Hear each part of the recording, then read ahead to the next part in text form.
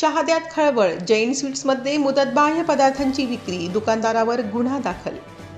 शहादा शहरातील पुरुषोत्तम मार्केटमधील प्रसिद्ध जैन स्वीट्स या दुकानात एक्सपायरी डेट संपलेले बेकरी पदार्थ आणि मिठाई विक्रीसाठी ठेवल्याचा धक्कादायक प्रकार उघडकीस आला आहे.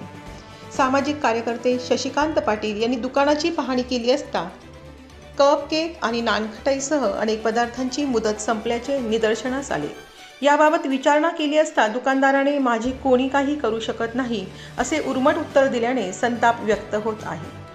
नागरिकांच्या आरोग्याशी खेळणाऱ्या या दुकानदाराविरोधात पाटील यांनी शहादा पोलीस ठाण्यात तक्रार दाखल केली आहे.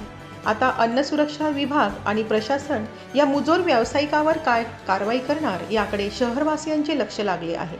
आदिवासी जनजागृती न्यूज चॅनल नंदुरबार. नमस्कार.